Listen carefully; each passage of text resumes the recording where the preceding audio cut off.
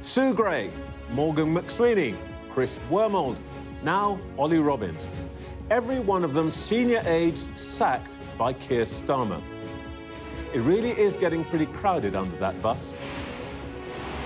The fallout from the Mandelson affair claims yet another scalp.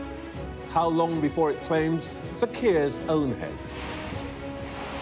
The former Foreign Office Mandarin, Ollie Robbins, isn't going to be diplomatic about his sacking. No, Prime Minister, don't blame me. I was just doing my job. With less than 3 weeks to crucial elections, it's the last thing the Prime Minister needs. Labour's heading for disaster. He could be heading for the door. For the government, I'm joined by Science Secretary Liz Kendall. For the Conservatives, Alex Burghart. And we'll speak to the Liberal Democrats leader, Ed Davey. And the Plaid Cymru leader, Rhun ap Iorwerth. Plus, with us throughout the show, former Chancellor and now Reform member, Nadim Zahawi. Former SNP MP, Joanna Cherry. And author and journalist, Paul Mason.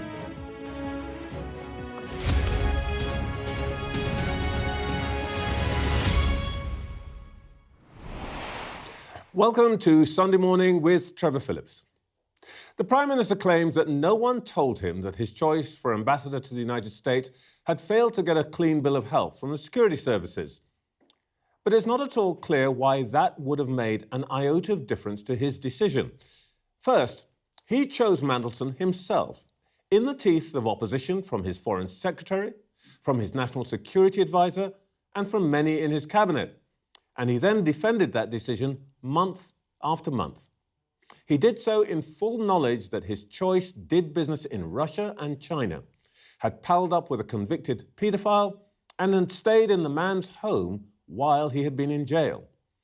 It's hard to imagine what more could possibly have emerged from the vetting process that would have changed his mind. Second, he could have chosen to ask more questions about the background of his candidate for the single most important diplomatic role this country has to offer. After all, as a barrister, forensic questioning is supposed to be his core skill. I was appointed to public office 3 times by 2 different Prime Ministers, Tony Blair and Gordon Brown. My roles didn't carry a tenth of the importance or sensitivity of the job in Washington. But both Blair and Brown took the trouble to speak to me personally. What they weren't sure about, they asked me to explain. I suspect both probably knew more about me than my own mother. Keir Starmer, by contrast, reportedly never spoke to Mandelson ahead of the appointment, never asked him face-to-face about his links with Epstein, and by his own admission, never asked his advisers what the security services had discovered. You can lay a fair bet that Robbins will get both barrels tomorrow from the Prime Minister. But if you're the boss, blaming the hired help won't work. It never does.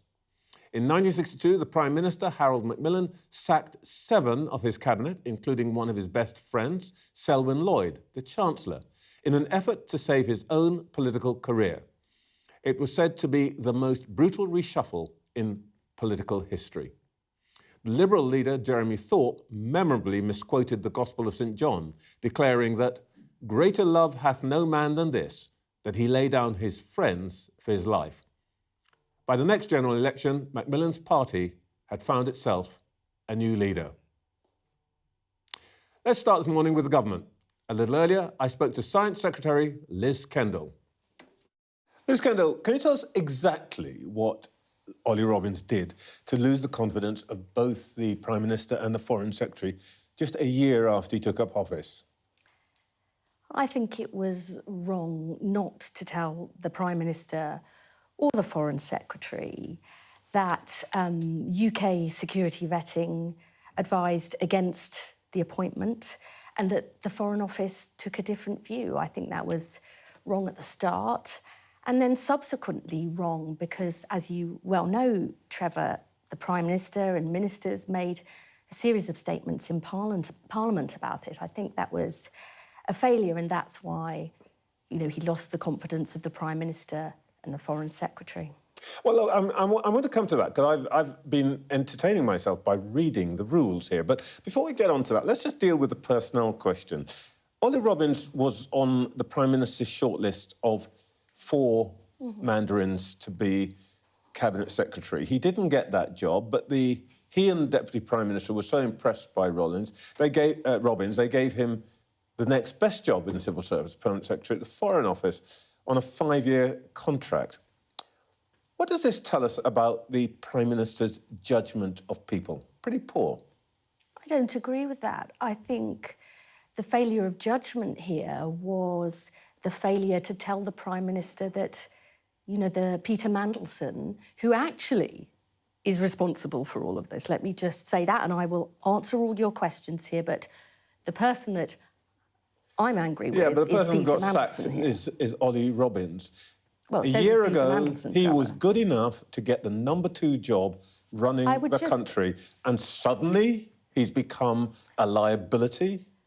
Yes, I think it was a real serious mistake not to tell the Prime Minister or the Foreign Secretary that the Foreign Office took a different view from UK security vetting, not just at the start. I get that point, but I think that was wrong. Let's just bear in mind, you just said Peter confidence. Mandelson was the problem.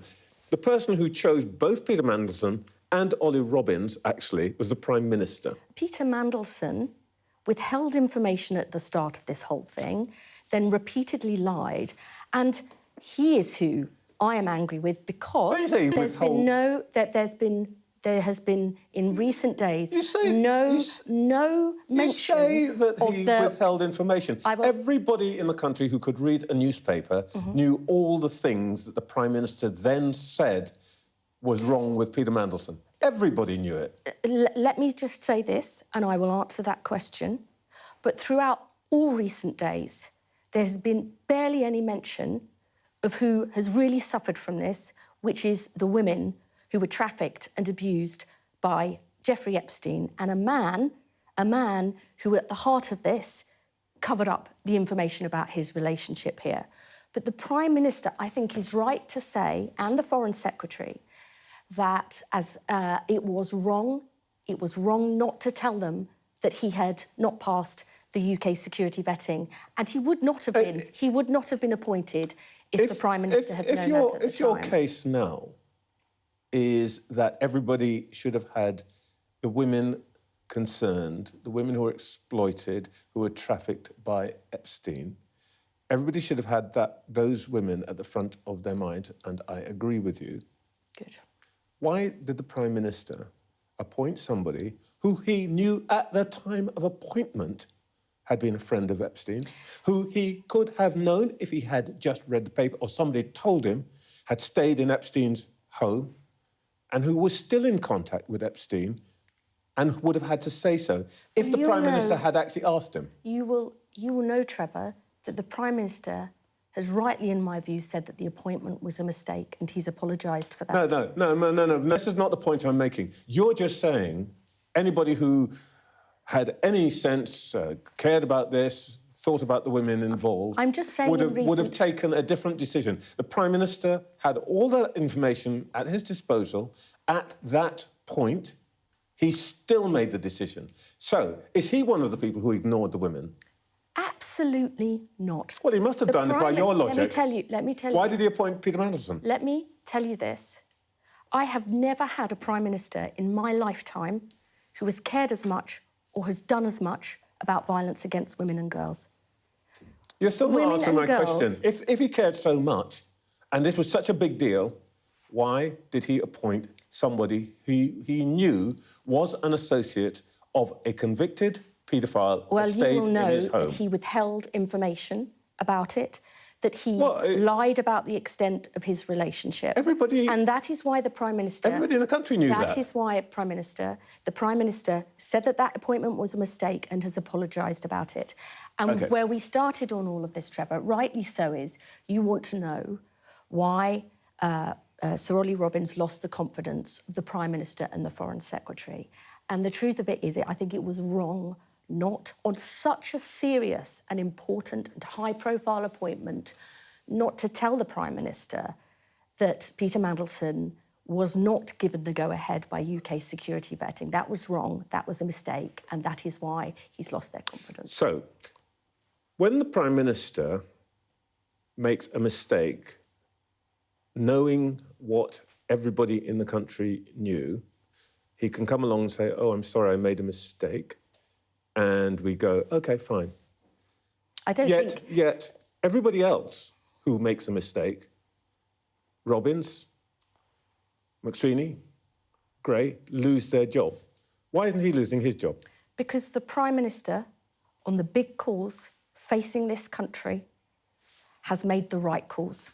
Whether that is on the war and saying that we will not get involved with a war with no clear objective and no clear exit plan, whether it is on the crucial issues of investing in the defence of this country. You asked me a question. You just told me you got it wrong. Because on the fundamental judgments facing this country, whether it's on international issues, rebuilding our relationship with the EU, saying we won't get involved in the war, investing in our defence, or whether it's on domestic issues, lifting children out of poverty, tackling violence against women and girls, all of the big fundamental issues facing this country. Honestly, the Prime Minister has can made the right job. Well, that's how I look at it. You ask me. You can list all of those things, but we are discussing... Yes, I can, and I'm very proud to. The appointment to the most important diplomatic post that the country can offer, in a situation where we are dealing with what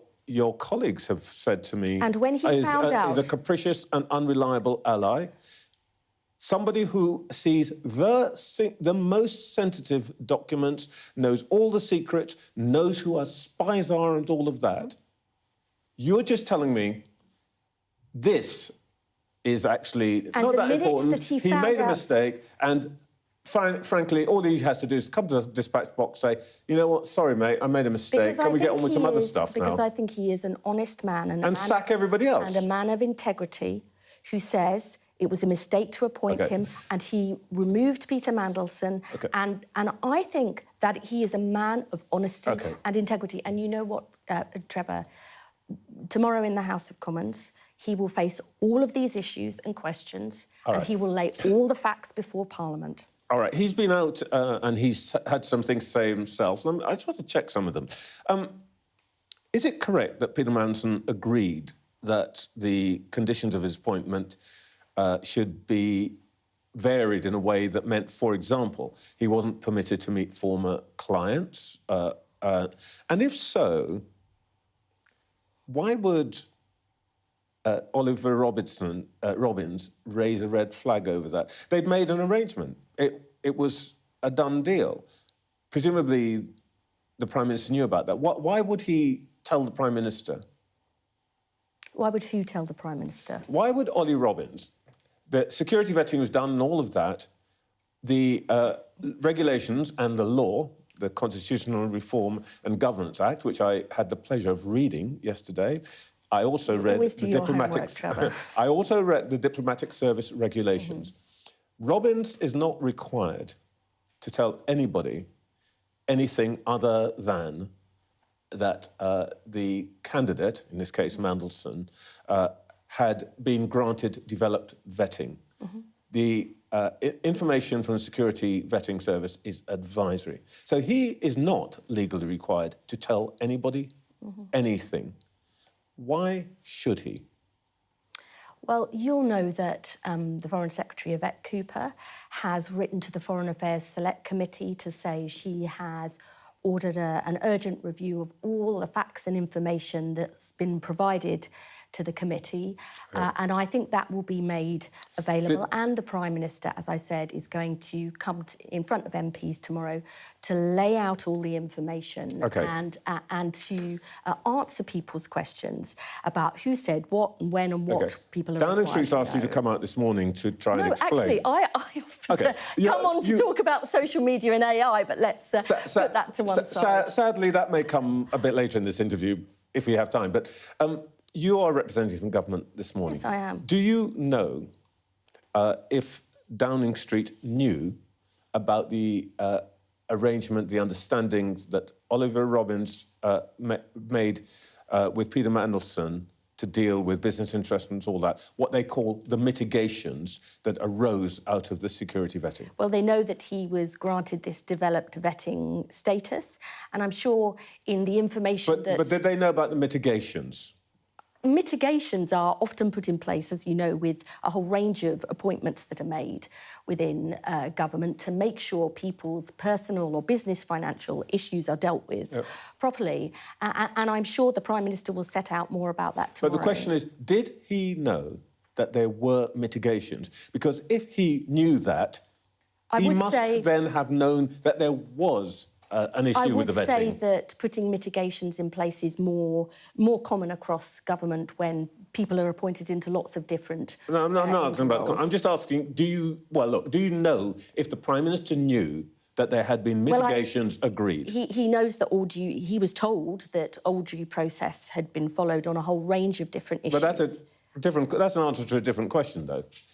Well, it's saying that he knew that he'd been given developed vetting status. What he didn't know was that the UK security vetting had actually advised against it. And that's what the whole problem... I don't want to keep coming back to this here, that the Prime Minister, the Foreign Secretary and no other minister knew that UK security vetting had recommended don't appoint.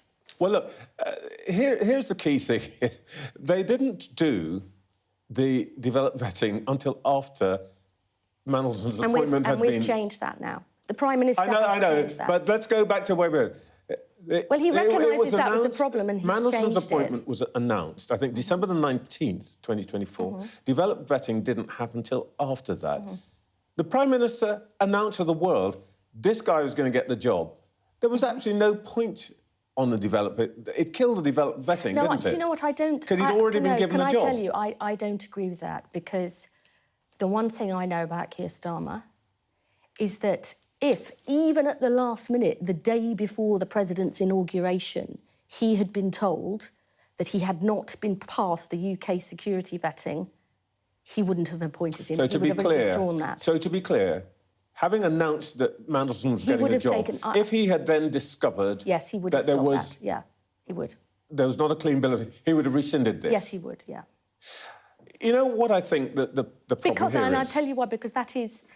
He is a man of integrity, and there is no way that he would have proceeded with that. Whatever the so-called embarrassment, he would have thought that was wrong, and he would not have done it. I know this is what is being said now, but your colleague, but Peter I believe Kyle, it to be the speaking to me beginning of the autumn, put a different light on this.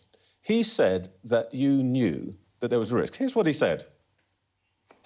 These are decisions that the Prime Minister made. We knew that there were risks involved, but also his talent led us to believe at the time that the risk was worth it.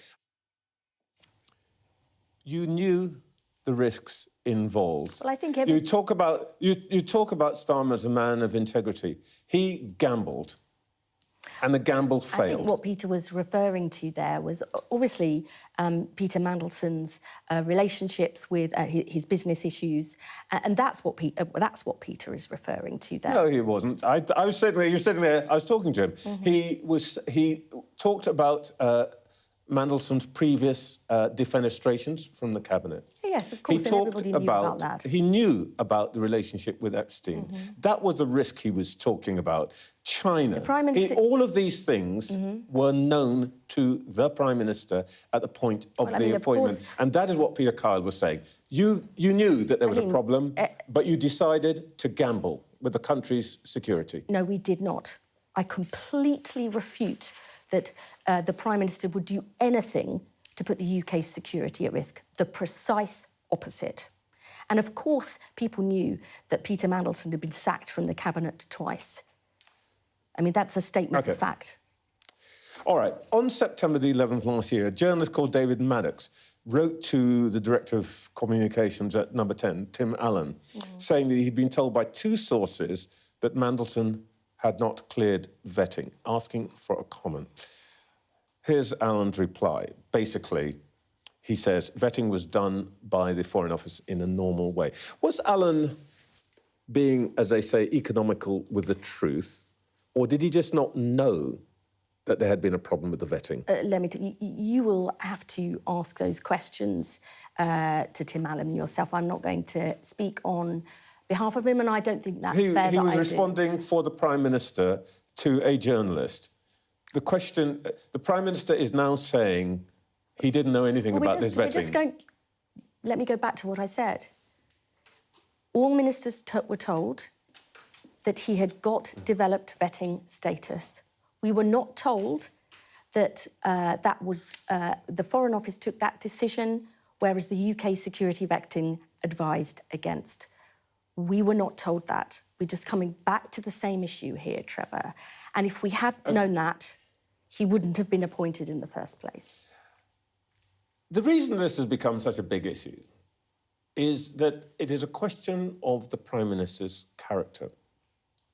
People say Keir Starmer can be ruthless, but people can be ruthless for all sorts of reasons, including that they will do anything to shift the blame for their own errors onto others. Put the blame on Robbins today, McSweeney tomorrow, maybe David Lammy the day after. Can you look me in the face and say that you still have confidence in this Prime Minister and you are happy 100%. to be led by him into the next general election? 100%. Because he is a man of guts and strength and courage. Who blames every other person that he can see and never takes responsibility for himself? He does take responsibility. And he is a man on the big decisions facing the country who makes the right calls on getting a grip of our public finances, of investing in our defence and NHS, of not getting involved in a war with no clear objective and no clear exit plan, who has focused on the things that have mattered to me my whole life, getting kids out of poverty and tackling violence against women and girls.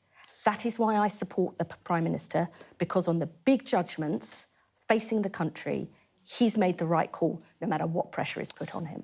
In the obviously unlikely and unfortunate event that there are all these people under the bus, in the unlikely event that the bus accidentally runs over the Prime Minister, who's your favourite to take over? Keir Starmer is my favourite to be the Prime Minister, to take us into the next election. If he's unfortunate. Let me tell you right now, with the cost of living crisis that people are facing, and with the world so uncertain and deeply frightening to people, any politician that focuses more on their future and their job, not on people's futures and their jobs, will lose the public support.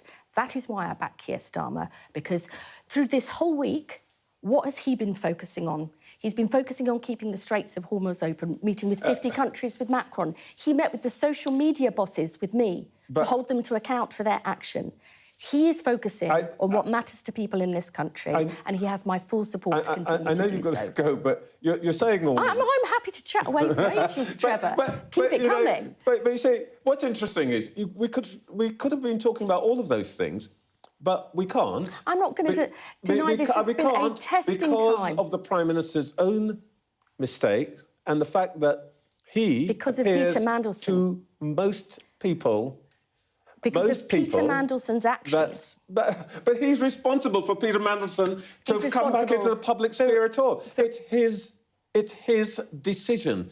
Peter Mandelson didn't just wander in and say, I want the Washington job, and somebody gave it to him. Nobody said that, Trevor, so please don't put up a straw... Don't put up a straw man. You're far too experienced to do that. Keir Starmer chose him. It's his responsibility. We could be talking about all sorts of other things, but Starmer made this decision... I'm not denying that this whole torrid episode has been an extremely testing time.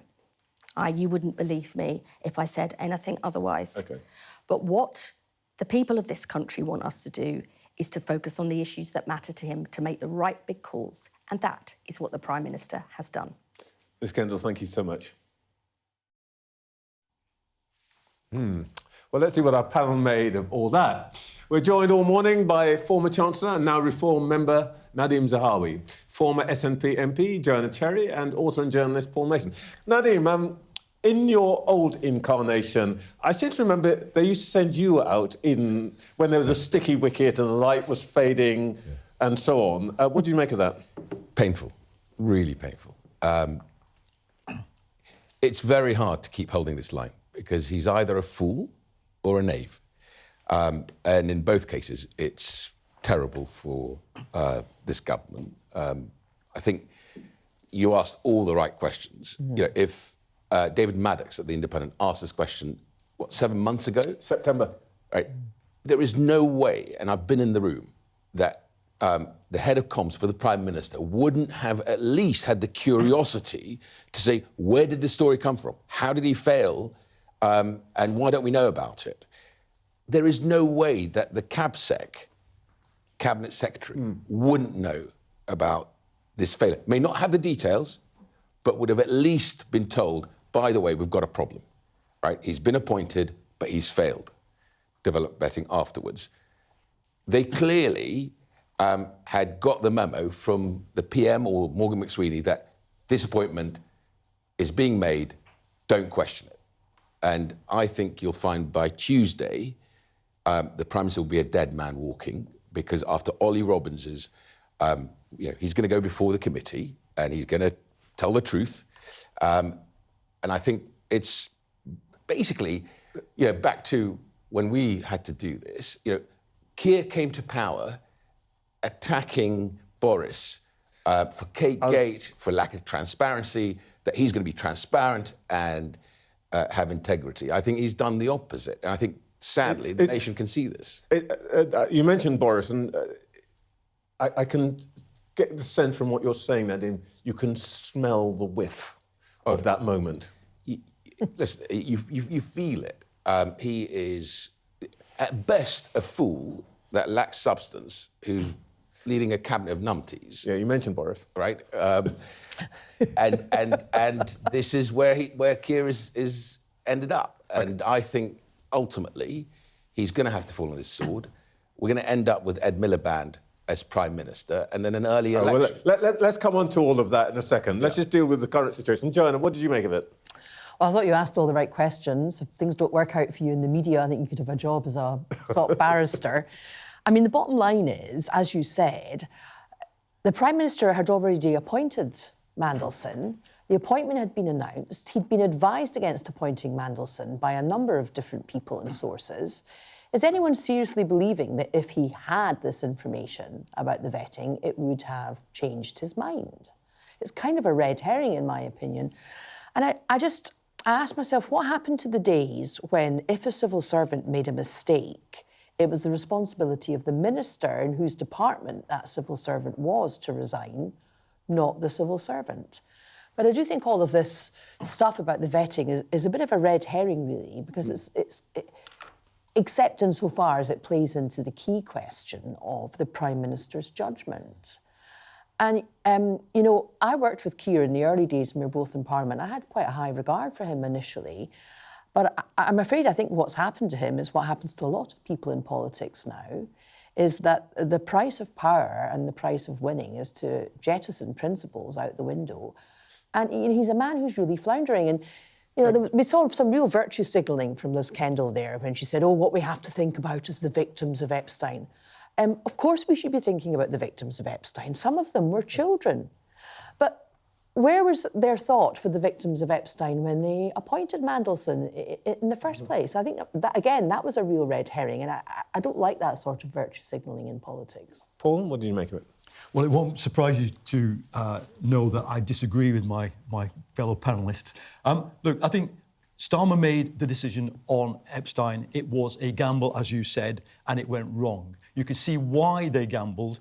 They thought putting a wheeler dealer to deal with a wheeler dealer, a dodgy person to deal with an even more dodgy person, might work. It didn't, not just because of what blew up with Epstein. And I think we should always remember that whenever we hear the word Epstein, we should say victims and remember them. But it's because Trump is undealable with. It wouldn't have worked anyway. We are dealing with an American presidency that is out of control.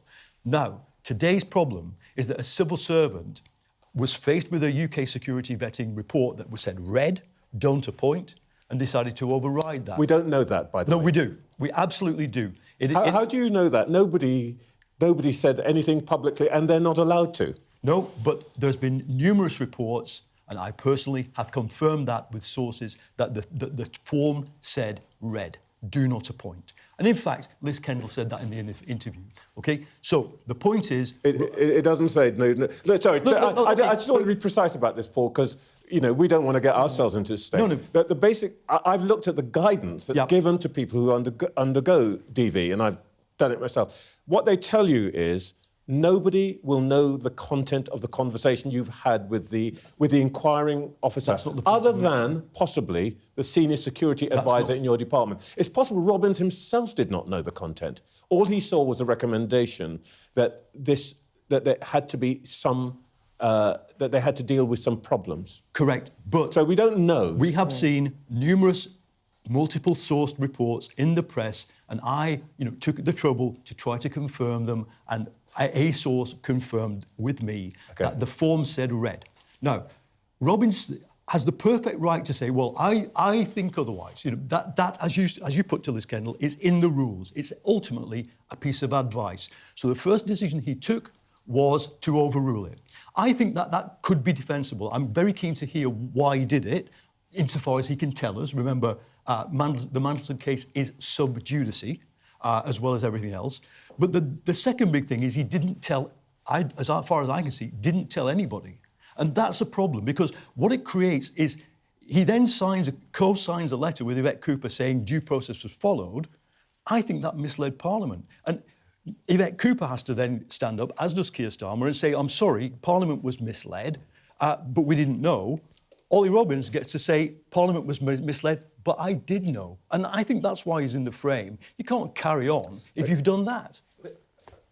I mean, a couple of things. One, it's far too easy to brush aside that there was no one else better than Mandelson. I mean, Karen Pierce was a great ambassador. Our current ambassador is a great ambassador. The previous ambassador. Previous ambassador. Our current ambassador is a great ambassador. So, Paul, I'm sorry, but you can't just say, oh, well, he had no one else as good as No, I didn't Peter. say that. I think he does have to bear the responsibility for the decision. If what you say, which is pretty explosive, that you've got insider information that the vetting came back as red, do not appoint, the CabSec would have known, right?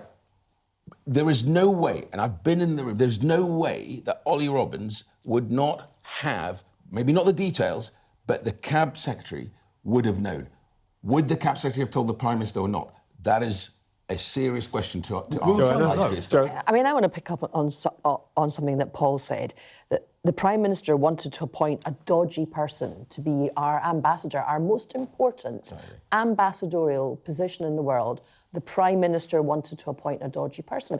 Paul's admitting that Keir knew that Mandelson was dodgy. Of course he did. We all know Mandelson's dodgy. As you said, so much of the information was in the public domain. Okay. Paul's used the phrase dodgy person. Okay. Yeah. So there are more than one dodgy person in public life. I'm going to come back. Maybe I should rephrase that. We all knew that there were question marks over Peter Mandelson in relation to Epstein, in relation to connections with China, in relation to connections with Russia. There were red flags already. This red vetting is a red herring. We're going to come back to all of this. I just want to hear from the opposition. The Conservatives can claim some credit for the Prime Minister's latest troubles. They started a process that forced the release of documents about the appointment of Peter Mandelson. That was led by the Shadow Chancellor of the Duchy of Lancaster, Alex Burghart, and I spoke to him earlier. Alex Burghart, the Prime Minister maintains that he was kept in the dark by Sir Ollie Robbins. Do you believe him? It's very hard to believe anything the Prime Minister says anymore, isn't it? It's the truth is, the Prime Minister wants to blame everybody but himself. This was his appointment, and he's got to take responsibility for it. I find it very difficult to believe that nobody took the Prime Minister aside and said, so, sir, there are some very serious concerns here. We know that the Prime Minister received a due diligence document from the Cabinet Office that set out very clearly that Peter Mandelson had business dealings that were inappropriate, that he'd been fired twice before, that he'd maintained this relationship with Jeffrey Epstein.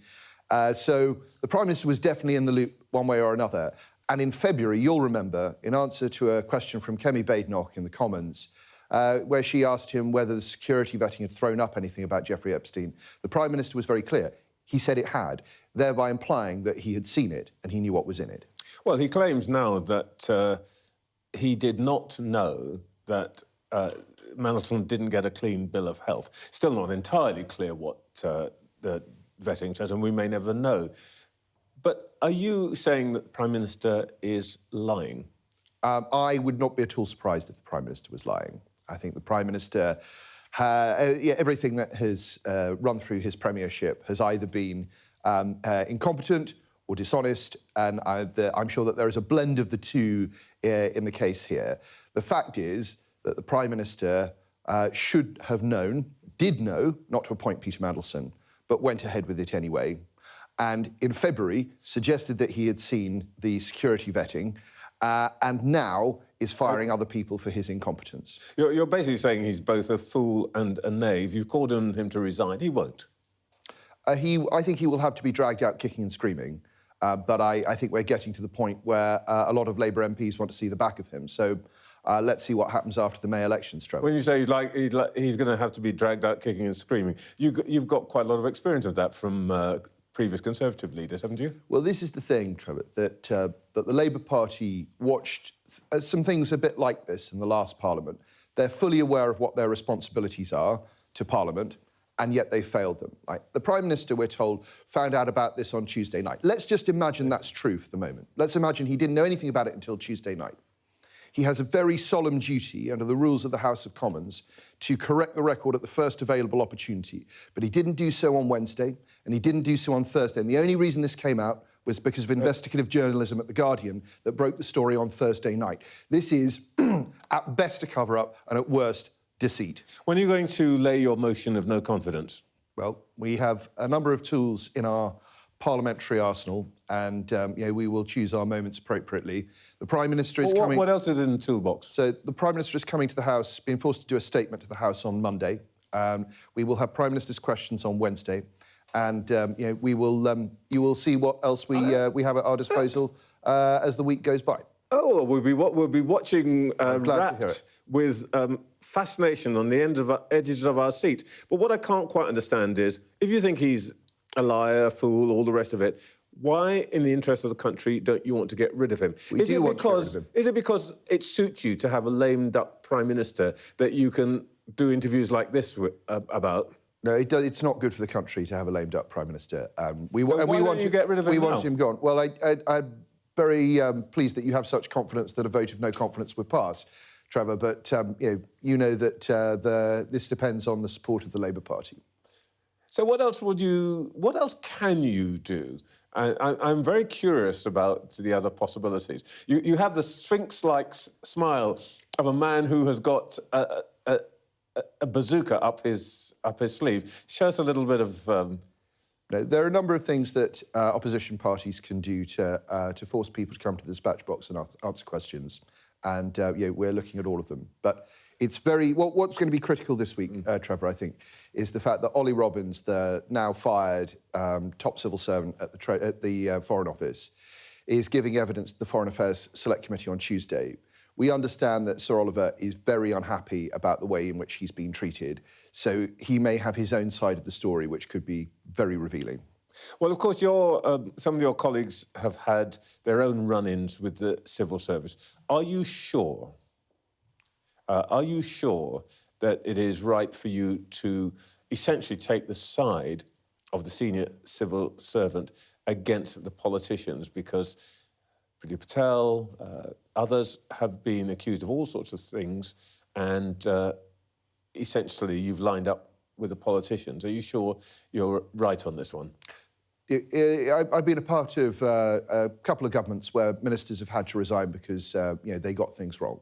Take the case of Amber Rudd when she was Home Secretary. And what we have now is that the Prime Minister, contrary to advice and evidence, appointed someone to be ambassador to Washington, who it turns out was a security risk. So he put someone who was a security risk in our most sensitive diplomatic post. And who's had to take responsibility for that so far? The Downing Street Chief of Staff, the Downing Street Head of Comms, the Cabinet Secretary, and the Chief Mandarin at the Foreign Office. No politician has taken responsibility, but this was a political decision. I think this stinks, Trevor, and it's about time the person at the top admitted that he got it wrong, it's on him, and he does the honourable thing. Alex Burghart, thank you for your time this morning. Thanks, Trevor. Well, all the main opposition parties have now called for the Prime Minister to resign. I can now speak to the Liberal Democrat leader, Ed Davey. Good morning. Good morning, Trevor. You called on the Prime Minister to resign. He will say, I guess tomorrow, that he had no idea of the outcome of the vetting. This morning, his colleague Liz Kendall told us that he was a man of integrity. Why don't you believe him? Well, I think on the vetting process, there's no doubt that he was using that as his main defence to justify a decision which many of us criticise, the decision to appoint Peter Mandelson. So the vetting issue was his main defence. So it was reasonable for us to expect that he had asked lots of questions about that vetting process, that he understood it. And it's now apparent that he hadn't asked those questions. And so I think for someone in his position to come to the House of Commons, talk to the British people and say there was no problem here because the vetting process was strong, but not having checked that, I'm afraid that is totally incompetent, if you can believe it. So we do have criticisms about it, but it's not just on vetting, to be honest, Trevor. The original decision that was taken, given he had these briefings we now see from the documents that have been released, that said Peter Mandelson had maintained a close relationship with the convicted paedophile and sex trafficker Jeffrey Epstein after those convictions, should have made the Prime Minister say, no, we're not going ahead with this appointment. So on many levels, the Prime Minister showed catastrophic misjudgment, and that's why we have said he needs to go. There are two different explanations being advanced. One is that the Prime Minister is incompetent. The other is that he is lying. In fact, three. One, that he's incompetent. One, that he's lying. The third, that he is both. Fool, knave, or both? Well, I don't know. Let me give you a fourth reason, Trevor. The thing that I think Labour MPs should think about quite carefully now is their government has been a bit of a failure, frankly, on the economy, on so much. And it's in chaos in the way that Conservatives were in chaos and in perpetual crisis. And I don't think they can get out of that unless Keir Starmer moves aside. And if they don't, there's a real danger they're handing the keys to number 10 to Nigel Farage, who can benefit from this chaos. So I would really say to Labour MPs, who in many ways have the future of the Prime Minister in their hands, that they really now have to accept the Prime Minister is a big part of their own problem, and in the context of the threat that Nigel Farage poses to our democracy and to our country with his divisive Trump-like politics, I think the Labour Party has to realise they have to move on. If I may say so, you swerved my question about the Prime Minister's character rather elegantly. So let me put it to you in another way.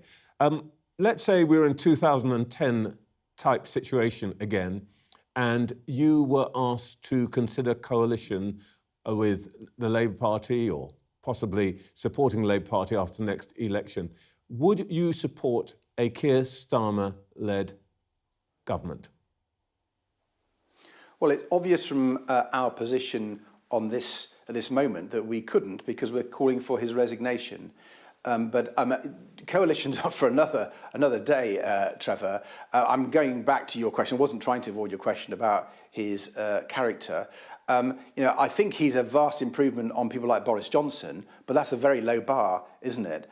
I think he came into office saying he was going to put all that chaos and crisis behind. There weren't going to be the sleaze and the scandals, and everyone breathed a sigh of relief. He thought, yes, there'll be change from those awful Conservative years, but that has not happened. And the Mandelson crisis shows that beyond anything else. Everybody knew Peter Mandelson was a risky appointment, and we now know that the Prime Minister back in December knew it was beyond risky. It would have been a big mistake to appoint him, but he went ahead. And that's why I think Labour MPs will want him to go. He's shown a series of very poor political judgments, and I think he may well have misled the Commons. OK, well, Prime Minister is going to talk tomorrow. Ollie Robbins will talk on Tuesday. You'll no doubt be listening to both very carefully. If you are not satisfied after all of that, that your questions have been answered, or that you think that the Prime Minister essentially has done something wrong or been guilty of serious misjudgment, What can you do about it? Are you ready to move a motion of no confidence? Well, I think we need to look at that, absolutely. But there is something else that the Prime Minister did when he was leading the opposition, which was refer the then Prime Minister Boris Johnson to the Privileges Committee. That's a special process which looks at whether a minister has broken the ministerial code and misled Parliament and lied to Parliament. Keir Starmer championed that approach against Boris Johnson. I think it's right that that approach is now applied to him. And that's what Liberal Democrats have been calling for. We hope we can get other parties behind us. Let's see what the Prime Minister says on Monday. At the moment, I can't see he can give any explanation for his very poor judgment. There might even be an emergency debate on Tuesday. I'd be expecting that ahead of Prime Minister's questions. And as a result of all that parliamentary pressure, if, as I suspect, we will not be satisfied by the answers we get, then I think a referral to the Privilege Committee is the next step. All right, well, let's talk about really what should lie behind all of this, which is actual politics. You're campaigning for May the 7th, local elections, Scotland and Welsh Parliament elections. I've looked at your manifesto. Given that oil prices have been well above $100 a barrel, gas prices similarly elevated, no sign they're going to fall back to their previous levels. Do you regret promising on your party website to halve energy bills were you elected? Not at all. We put that forward as a 10-year programme and we maintain that. You're right that oil and gas prices are at record levels and that's hurting the British economy. And the question is, what do you do about that? First of all, you clearly need to invest in renewables and we have led that in our country, a proud record of investing in a much cleaner and cheaper green energy. But more than that, we believe we need help for people now. So the Chancellor is getting in actually a windfall revenues from these higher oil and gas prices. That's hurting people, pensioners and families, it's hurting businesses, hurting our economy. And we think the Chancellor needs to act now. And we've put forward a package paid for by this windfall revenue to cut excise duty on petrol and diesel by 10p. That would deliver a price cut at the pumps of 12p a litre. That's not halving energy bills, is it? No, well, I'm dealing with it at the moment. I'm happy to deal with the long-term issue, very happy. But here's a package for now. Not only would we want to see those petrol and diesel prices fall, we've suggested that the £3 cap on bus fares goes down to £1. Rail fares are cut by 10%. That would be a 3-month temporary emergency package to keep our economy moving against these huge threats from that resulted from Trump's idiotic war. Who's paying for all that, Mr. Davey? Who's paying for all that? Where's the money coming from? Well, I did explain my answer, Trevor.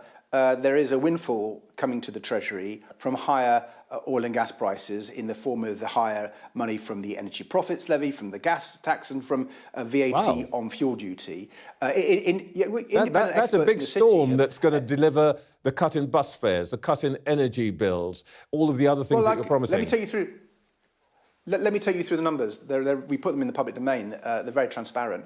Essentially, the estimates from the city have suggested that the Chancellor is going to get in £8 billion a year should this continue for a year. So we've said, let's just do it in 3 months because we hope it's all over in 3 months. That's £2 billion extra to the Exchequer, and our package costs that same money. So we're recycling the windfall to make sure our economy keeps moving. And I worry if we don't, not only will people be hit in the pocket and businesses will be hit, but our economy will come to a grinding halt.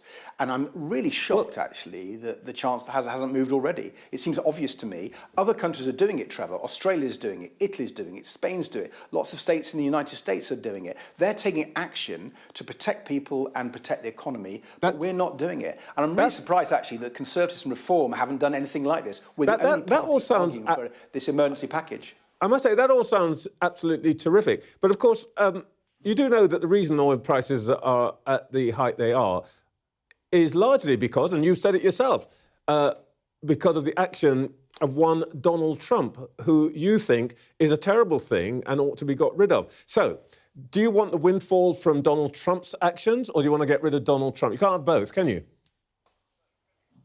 Look, if Donald Trump hadn't waged his idiotic, reckless war in Iran, supported by Nigel Farage, his biggest cheerleader, then the prices wouldn't have gone up, would they, Trevor? Yeah, but he's giving you your windfall, so you quite like him, really, don't you? No, I think no one watching this programme will believe you, Trevor. They know that I've been the fiercest critic of Donald Trump in the country. But you love from his the get-go. oil prices. No, I don't. No, Trevor, come on, you know that's not true. What I'm saying is we wish the war hadn't happened. It's an idiotic war. And if it hadn't happened, there wouldn't be this windfall and there wouldn't be the need to cut the prices because they wouldn't have gone up in the first place. We have to react to the fact that this war has happened, the prices have gone up, and people are suffering and the economy is suffering. And we've got a fully costed package, which is sensible and would help our economy. What I don't understand is why it's been left to us, the Tories absent, Reform are absent, and I'm afraid the Chancellor is absent too. We need people out there who are thinking about who they're going to vote for in the May elections need to know there is a party who's on their side. All right. Ed Davey, thank you so much for your time this morning. Thank you. Thank you. Back to our panel, Nadim, Joanna and Paul. Joanna, Lib Dems ought to be benefiting from Labour's woes, shouldn't they? Well, I would have thought so, but I mean, in fairness to Ed Davey, what he's suggesting there is perfectly reasonable. Other governments are putting forward packages of support. People are really, really struggling at the moment. So I think there was a lot of merit in what Ed Davey had to say there. But in terms of benefiting from Labour's woes, obviously the situation I understand best is the situation in Scotland. And on the ground, I think the Lib Dems will pick up 1 or 2 extra seats in Scotland, but that's not so much because of Labour's woes, it's more because of the woes of my former political party, the SNP. Well, we want to come back. I want to come back and talk about the nationalist advance towards the end of the programme. Paul, the economics of that, does that make sense to you? Of?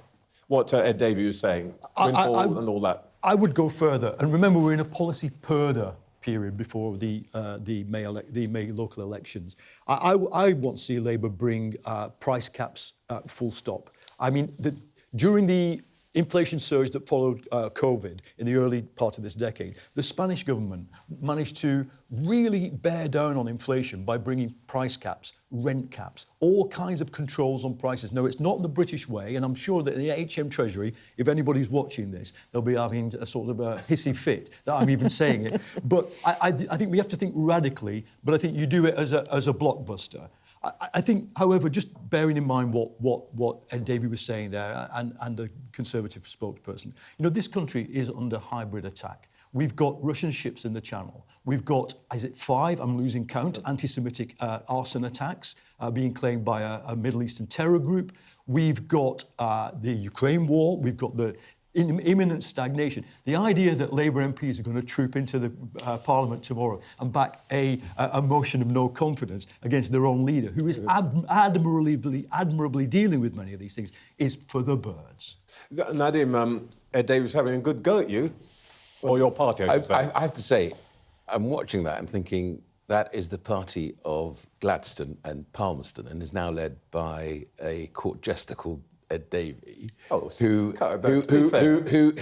one, he hasn't costed what he's talking about. He doesn't know what he's talking about.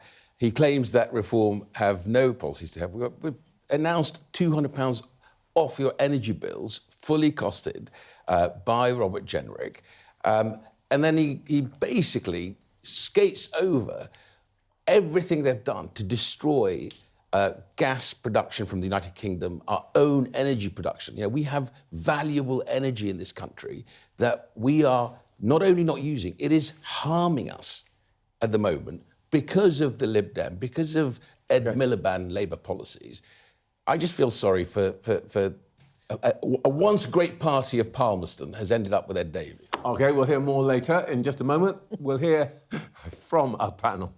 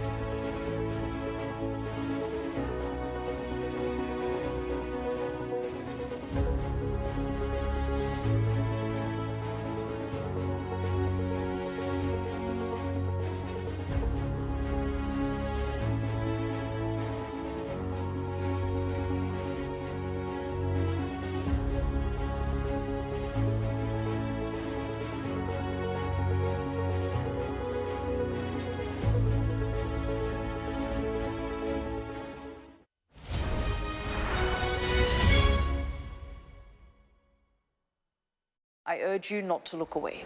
If Hamas hands the hostages over, they will end this conflict. The world has been watching. Good to see you again. How are you? Did she say how he was? The conditions are awful. The jets were ordered to come back. Historic day here today. How will you respond if India does launch airstrikes? They'll be all out to war.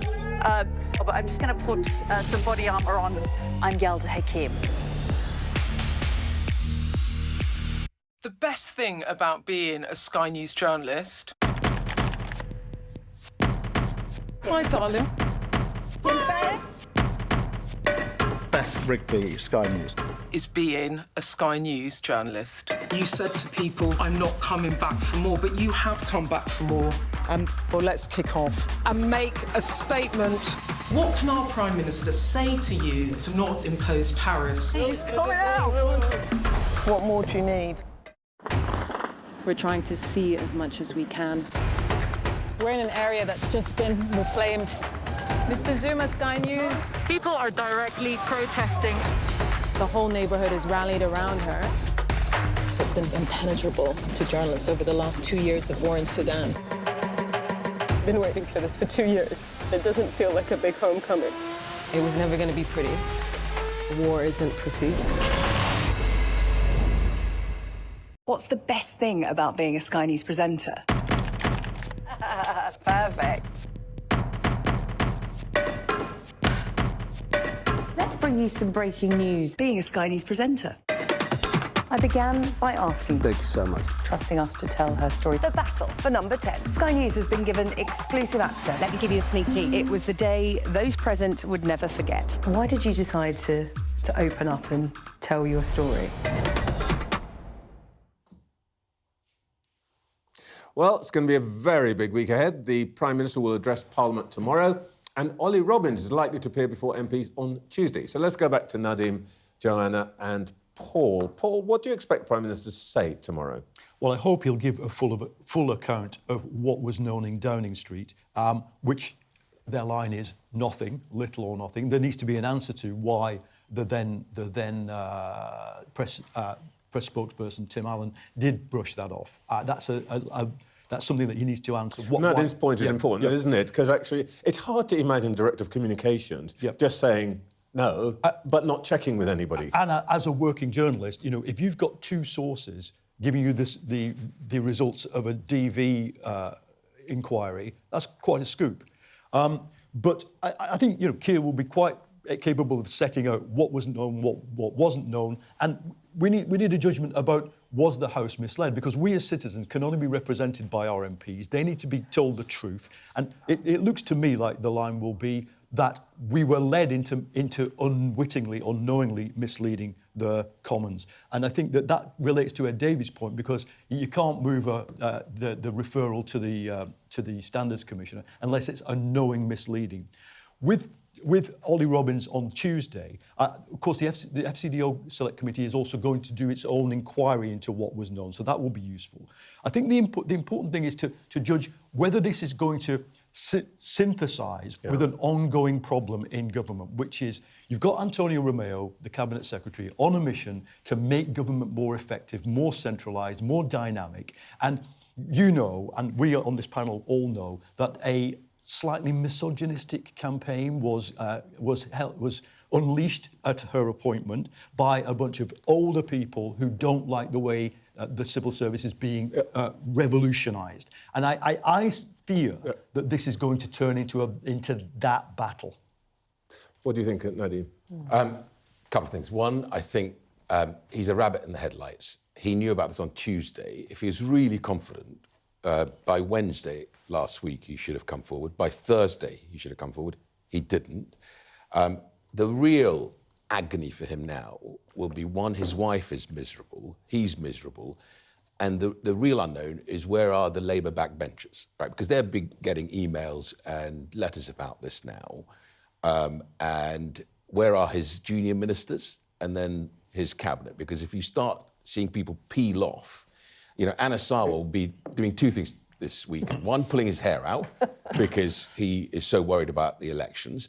Two, he'll be ringing people up saying, I told you so, we should have got rid of him, now we're having to pay the price. This is going to go on and on. He's a dead man walking, and he just needs to realise it quite quickly and move on. The danger for Labour is you've got Andy Burnham, I think I saw this morning, was meeting with Angela Rayner secretly.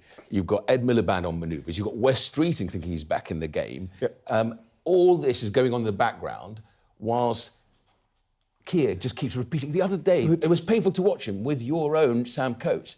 He kept repeating the same thing. Yep. Every question had the same answer, and he just looked like an automaton. I have seen a few Tory leaders doing something similar. And hence why I've moved to Reform. And you've got someone in Nigel Farage who actually does do the straight talking and does tell people when he's... Let's not get on to...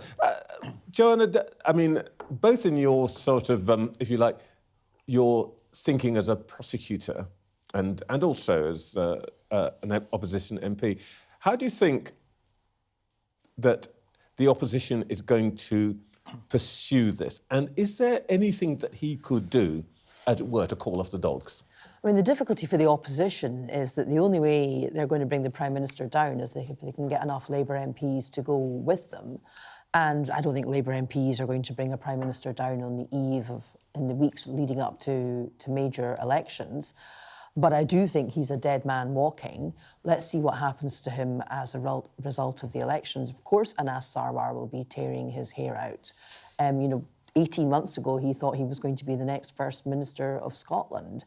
As a result of the disastrous performance of this Labour government, nobody in Scotland thinks that's a serious possibility.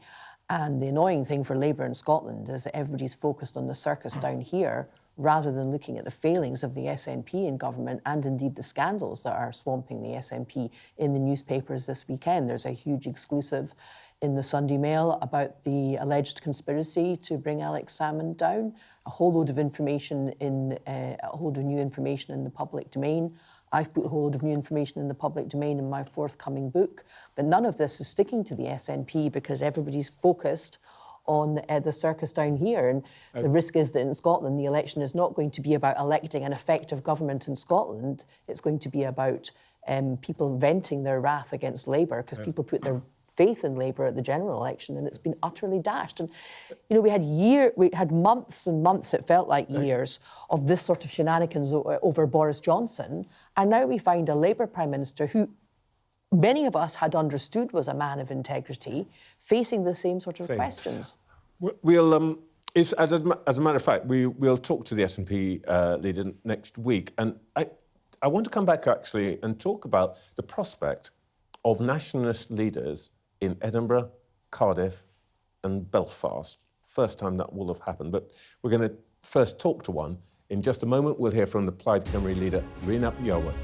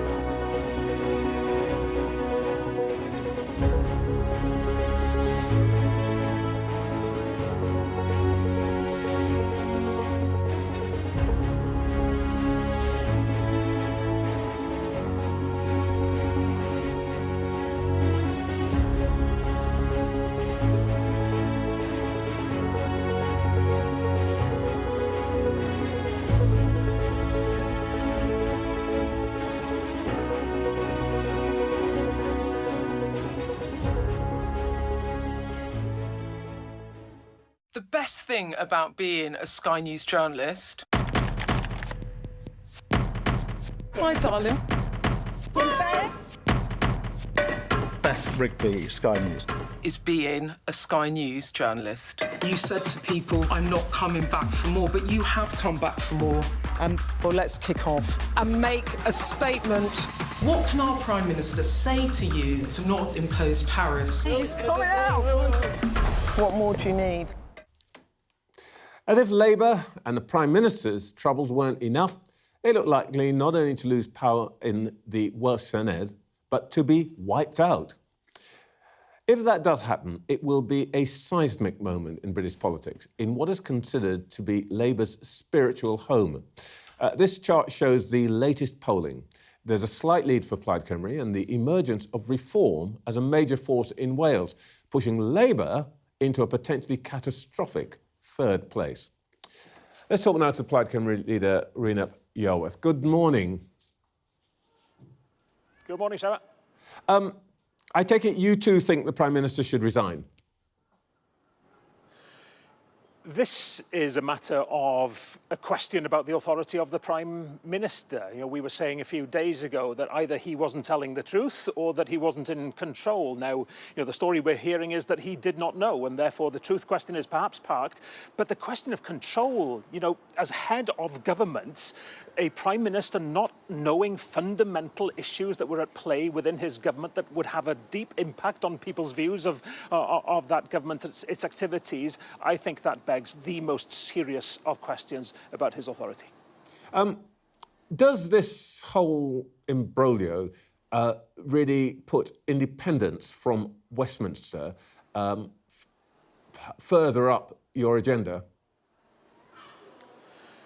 Well, the question of independence isn't a question for this particular election, but the question of the relationship between Wales and Westminster, absolutely yes. That's at the core of this election. What people tell us time and time again, day after day, is that they want a government that's willing to stand up for Wales, make the case for Wales, be determined and relentless in making the case for more powers to control our future and more funds in order to give us the fairness that we deserve. Now, what we've seen is a degradation in belief that Labour stood for Wales, both through the actions of Keir Starmer in not being particularly interested in Wales, and in Labour in Wales failing to stand up to him. So yes, absolutely, that's at the heart of this election. What we can do in Wales to stand up for ourselves against the indifference of a UK government, be that under Conservative or Labour leadership.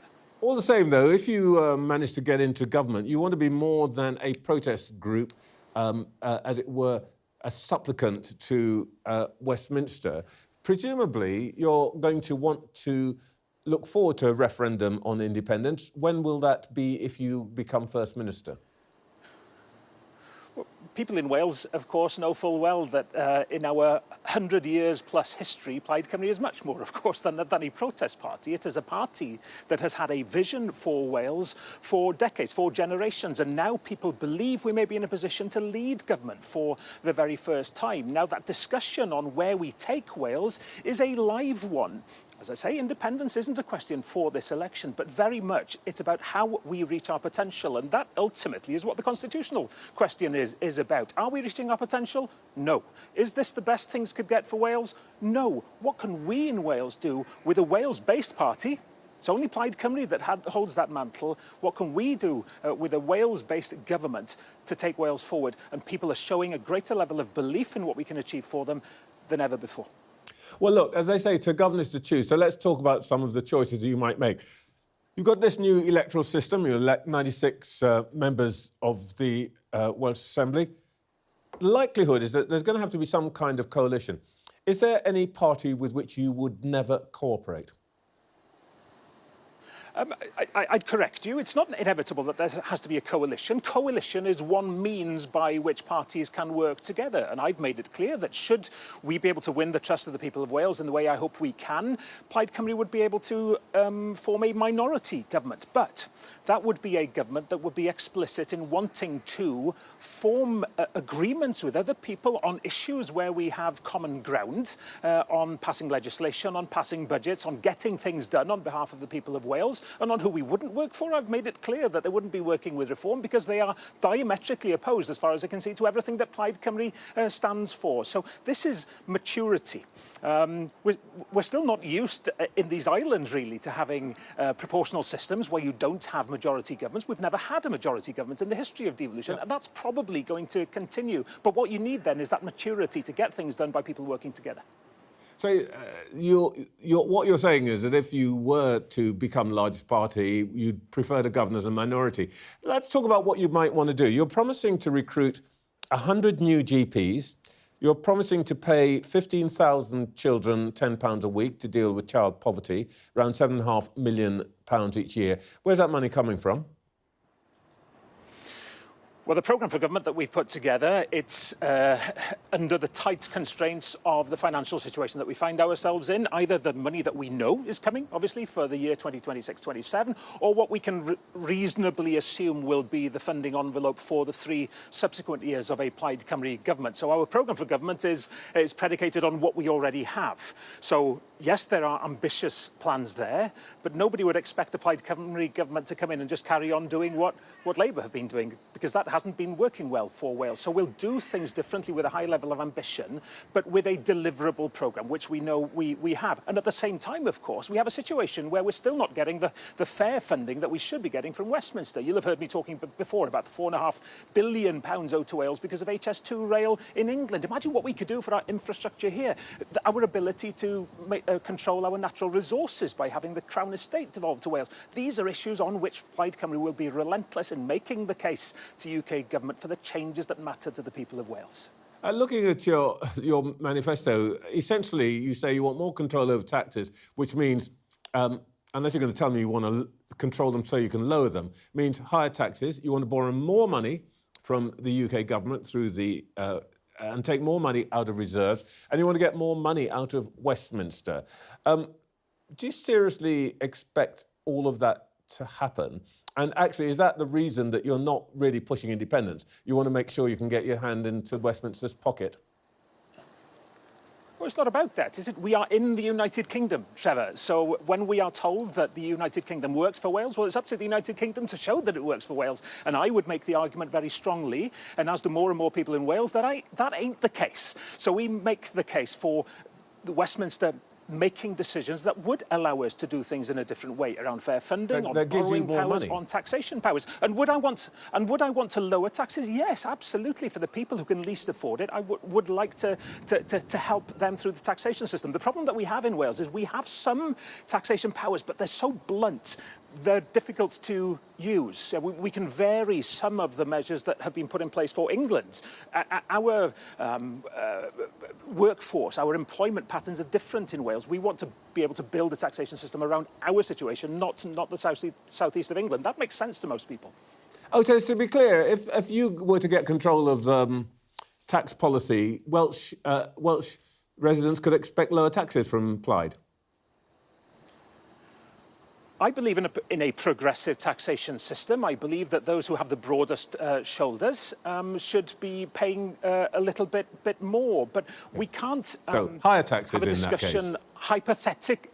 Well, no, we can't have a discussion around hypotheticals around taxation without knowing what powers we have. And remember that taxation, or the money that you have in a Welsh treasury, is not just about the taxes that you raise from individuals. It's about the vibrancy in the economy and the additional money that we can bring in from growing the Welsh economy. And Plaid Cymru, centrally to our plans, is to build a stronger Welsh economy with better jobs, more jobs in all parts of Wales, to build that pot around economic growth. OK, Rhun, Iorwerth, thank you so much for your time this morning. In just a moment, we'll hear once again from our panel.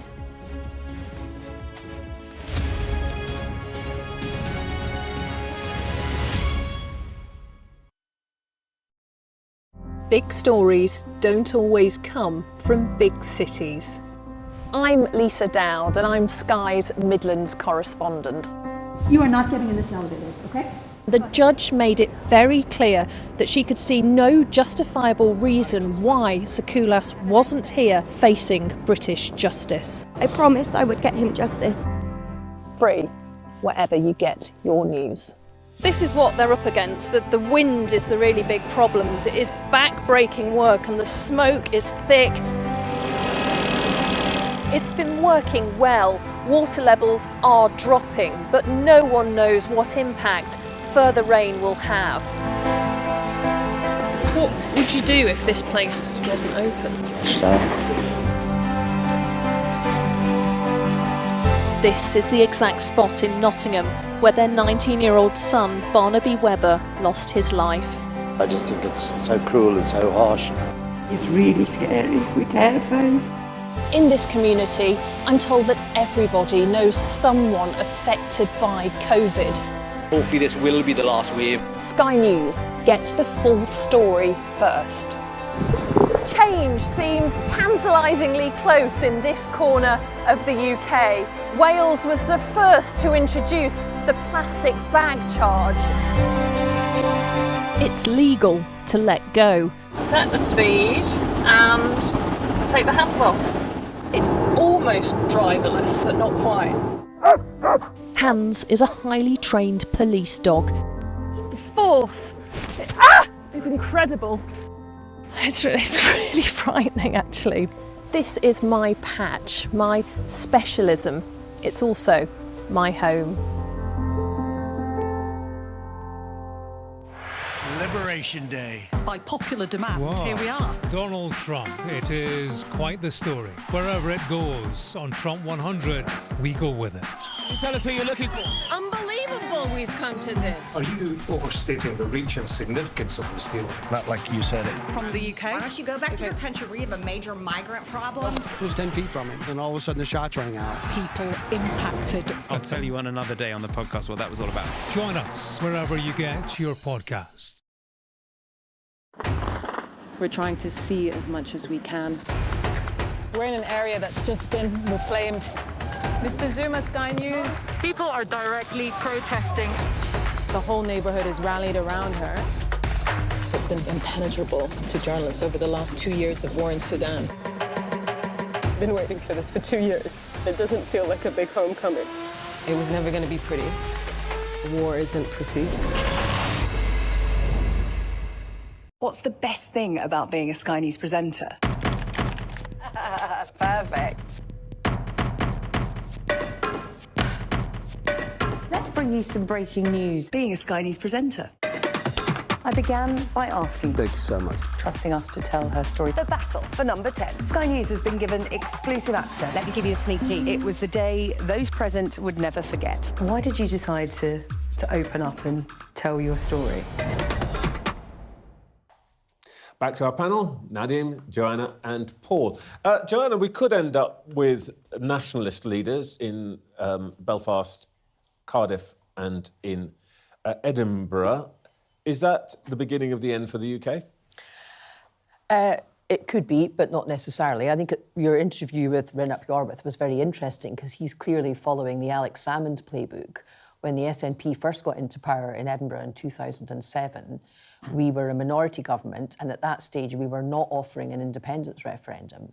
But Alec only had one more seat than Labour, but governed successfully as a minority government for 4 years, governed well, and on the back of that, contrary to what Rhun said, he did get an outright majority. We have had an outright majority for one party in Scotland in 2011, and then held an independence referendum. So my advice to Plaid would be, I think you're going about this the right way. Get into government, govern well, but the biggest thing I would say to Plaid is, for heaven's sake, don't get bogged down in identity politics like the SNP has done in recent years. I've seen their manifesto. They're still obsessed with identity politics, the idea that a man can say he's a woman and becomes a woman by so doing. The game's over, boys and girls. The Supreme Court has ruled very clearly we don't have self-identification in this country. A man does not become a woman by simply getting a piece of paper. So my advice to Plaid is leave that stuff alone. It split my former political party in two and it brought down Nicola Sturgeon's reign. Paul, concentrate on governing well and have a strategy to deliver independence. You cannot assume the British government will give you a referendum. We nearly won ours in Scotland. The SNP's taking enough of a kicking already. Paul, the thing that will probably strike most people on May the 8th, it's genuinely, I think, going to be a big shock to the Labour movement to lose Wales. It is, if that happens, although the question of coalitions was avoided there in the interview. I think the most likely outcome is a Labour Plaid and potentially Green coalition there. I think that Wales does need more investment. It needs to work, and you can't tax your way to social justice in Wales because there are not enough rich people living there. It's got some of the deepest poverty. Look at climate change. I mean, to achieve net zero in Wales alone, you'd have to cancel out farming. I mean, that's the fact. What they need is floating offshore wind. Where's the money for that going to come from? Westminster. What they need is the nuclear power station at Wilfer. Where does the money come for that? Westminster. Westminster hasn't got any money. No, well, both those things are committed to. You know, the nuclear power station and the floating offshore wind from Neath and Port Talbot is committed to. So he's got a problem. Unfortunately, in the world we're in, which is a zero-sum world, the smallest unit of survival is a nation such as the United Kingdom. Okay. Nadim, let's have a look at the polar coaster. There's a slight drift down for reform, but you must be really cheerful, but also mildly terrified, because you're going to have... You end up with an extra 2,000 councillors who you're actually going to have to do stuff. Yeah, absolutely right. And we are, and it's great to see my brilliant colleague George Finch in Warwickshire actually, I think, being named as one of the can't get into local things. Yes, of course. I get it. But look, the exam question that you set us was, what do we think is happening in the country? Are nationalist parties becoming the flavour of the month? I would say to you something else is happening in the country, which is that in Wales, in Scotland, and in other parts of the country, Labour have effectively failed their supporters. So the Labour supporters who've moved across to reform is because they feel that Labour government has taken their country away from them. They've taken their services away from them. The NHS doesn't work properly. Some of them have gone to the Greens, of course. I don't disagree with you, but I'm just saying to you, actually the focus should be on common sense stuff, like you prioritise local people for housing in Wales. You make sure that you deal with the economic migration that's gone into Scotland and actually has really hurt places like Glasgow and elsewhere. So what we're going to see, I think, on May the 8th is reform probably becoming the opposition party in Scotland, hopefully winning in Wales, and that is because Nigel Farage and the team are actually talking about things that people want to prioritise. People don't want to talk about, can someone self-identify as a woman and therefore... Let's not go down that road But again. you know what I'm saying? I know what you're saying. But my service has been taken away from me. I wasn't really asking for the party political broadcast. I was really asking what do we think is going to happen. No, but that's my analysis. It's the cost of living and people feeling their country's been taken away from them, and reform will give it back to them. I want to pick up on something that Paul said. He said in our current world, the smallest unit of survival is a country the size of the United Kingdom. This is ludicrous. There are many small, thriving nations, much smaller than the United Kingdom, thriving in Europe. Look at the Scandinavian countries. Look at the Republic of Ireland. Yes, it has its problems. So that's just rubbish. And Scotland could stand on its own 2 feet. The difficulty in Scotland is that the country's split down the middle. 50% of people support independence, but only a third of people support the SNP. So support from independence has been decoupled from the SNP, and the SNP don't have a plan to deliver independence. A few seconds, because we're coming to the end. I've always supported the right of nations to self-determination within the United Kingdom. The point I'm making is it's a very dangerous world. What do you think the bond yield would be of an independent Scotland? What do you think? Do you think Wales could get a credit rating on the international bond markets? Of course it couldn't. And so at this stage of the game, it's a fantasy. Maybe 10 years ago, it was more of a reality, for Scotland, certainly. That is it for this week's show. I'll be back next Sunday. See you at 8:30.